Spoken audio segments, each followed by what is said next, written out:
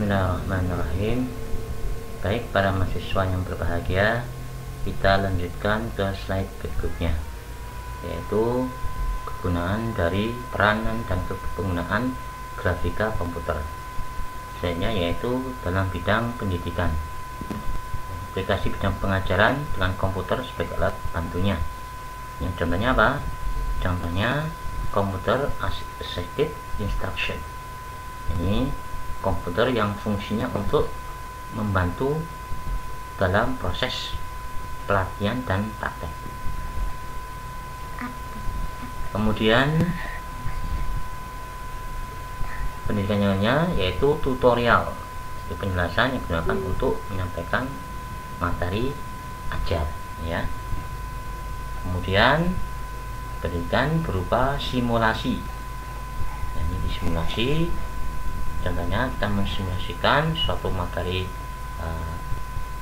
pengajaran tertentu seperti bidang biologi, ya, transformasi ekonomi. Ini berupa simulasi. Kemudian misalnya itu bidang visualisasi, ya, ilmuwan ahli kedokteran, analisis fisik dan sebagainya itu menggunakan banyak informasi suatu masalah dalam mempelajari perilaku proses tertentu. Nah, informasi itu berisi ribuan data. Nah, untuk mempresentasikan ribuan data ini tidak mungkin dijelaskan satu persatu. Maka sebagai solusinya, ya, kita gunakan visualisasi. Ini contohnya dari visualisasi. Nah, di sini ribuan data yang ada itu kita bentuk, nah, semacam visualisasi. Ini contoh gambar dari visualisasi. Kemudian dia sebagai image processing, pengolahan citra. Nah, image processing ini merupakan bagian dari grafika komputer. Jadi grafika komputer itu skopnya besar, mengerucut, ya, menjadi image processing. Ini image processing merupakan teknik untuk modifikasi atau menginterpretasi gambar yang ada. Nah, jadi untuk memodifikasi atau manipulasi gambar itu menggunakan salah satu bidang yaitu image processing. Kemudian selanjutnya yaitu sebagai graphical user interface atau GUI, ya. GUI ini banyak digunakan dalam setiap aplikasi, ya. Setiap yang berhubungan dengan software biasanya dia terkait dengan GUI, ya. Graphical user interface ini interface antara komputer dengan user atau pengguna. Nanti perlu ada namanya jembatan. Nah, jembatan ini namanya GUI. Nah, dimana GUI itu dimana pengguna dapat mengatur tampilan dari window.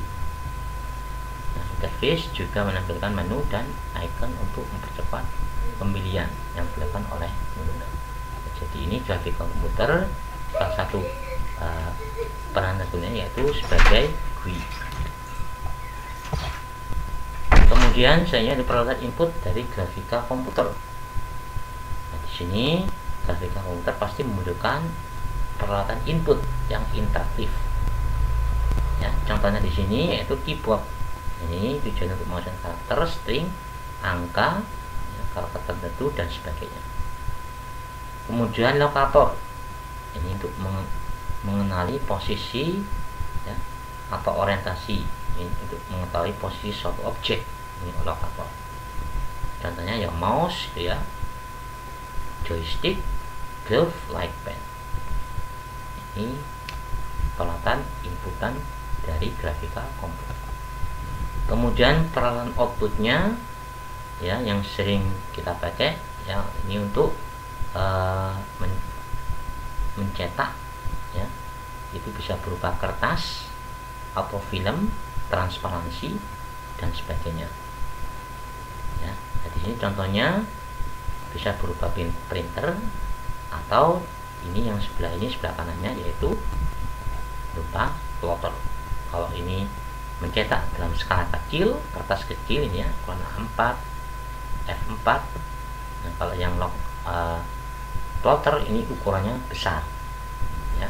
Ini bisa digunakan untuk spanduk, banner ya, yang berukuran besar.